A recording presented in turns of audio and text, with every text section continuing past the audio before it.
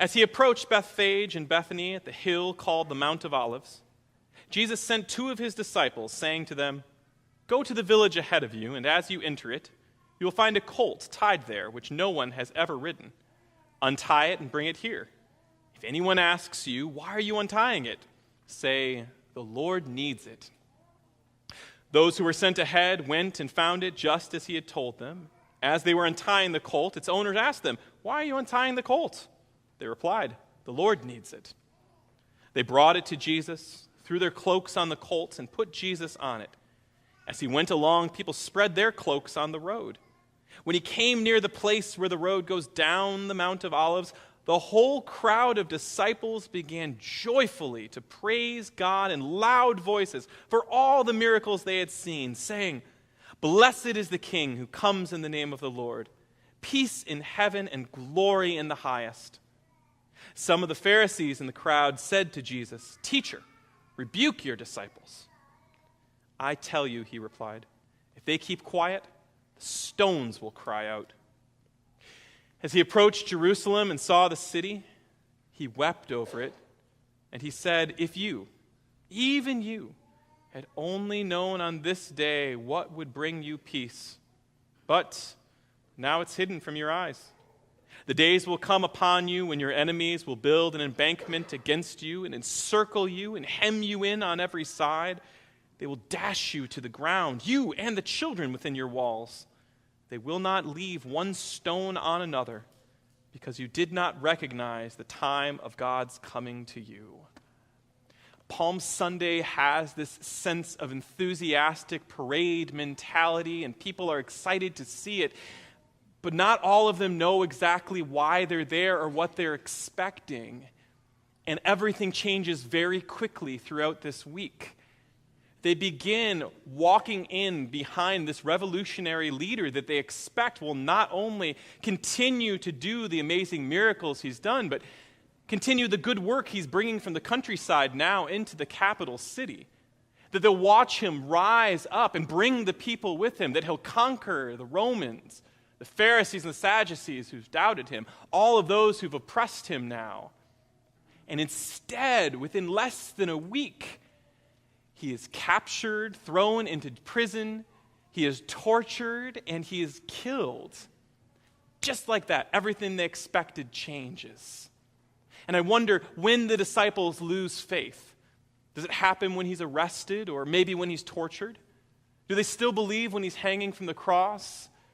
When he's buried? At some point, the life they expected, all of the hopes they had, changes, and now they don't have this thing that they thought they were going to have. I am often saddened when I meet with people who've experienced the loss of a loved one, and I hear that mournful lament of what might have been, that I will not be able to see my child grow old, that I will not be there to watch my spouse celebrate some anniversary with me, that I won't be there to watch my parent rejoice in my children. The tears are real, but they also are tears that come on so suddenly because they did not expect that that was going to happen. We make plans and we expect that tomorrow will be better, tomorrow will be good, tomorrow we will have all of these things, and in reality, we are never promised tomorrow. But we do have right now. We have peace that can be real today. We have love and grace that can be shared today. And we better not be following the crowds looking for tomorrow, but instead creating our known congregations looking for the salvation that's real in this particular moment. Very briefly, my favorite Palm Sunday story actually takes place on a Monday. While I was in seminary, the day after Palm Sunday, while taking a class on Buddhism, I was required to go to a very large Buddhist temple and site in upstate New York to learn more about what they were doing there. And so with another seminarian colleague, we drove all the way there, and beautiful grounds, but we have no one there to greet us or tell us where we should go and what we should see. And instead, we look around and see crowds and crowds of people streaming in one direction. And so we follow them, and in our heads, good seminarians that we are, we're imagining a Palm Sunday march. gosh, isn't this interesting? We're following the crowds, just like, I wonder what we're going to see, Adam. I wonder what's there. And as we get closer and closer, the crowds start to kind of congeal and get closer to one another as they're funneling into something. And we get all the way up to the entrance, and we realize we're there, the gift shop for the Buddhist temple. And the same reaction of every person around us thinking, well, that's not where I was trying to go. Why in the world are we gathered at the People's Church? What are we expecting?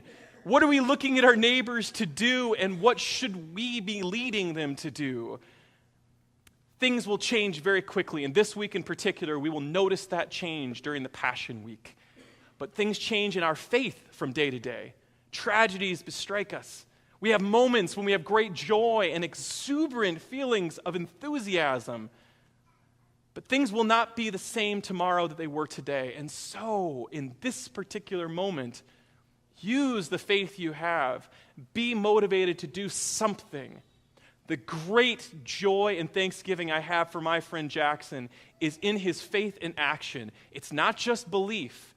It's belief that caused him to act, not to question whether or not he could do it, what the results might be, or where it might be 10, 15, 20 years from now, but what can he do in that particular moment? That's what we're called to do. We're going to celebrate Brady's baptism today, and he will not remember it, but we will. And in this moment, we will pray with and for him. We will support him, and we will pray that one day he will follow the call that God puts in his life. Not a call to follow other people, but to be the young man God has called him to be in every instant of his life. And so, my friends, praise be to God that we're given yet another day. We have this hour and this moment. Do not squander it on grudges, on worries about tomorrow, and on our fears, but instead embrace the love that God has given us now and watch that love make a difference in this world. As we prepare for the baptism, we gather and offer our gifts and celebration to God, and we do so with joyful hearts. Let us give of our full selves, not just in this offering, but each and every day we have the opportunity to confront another child of God.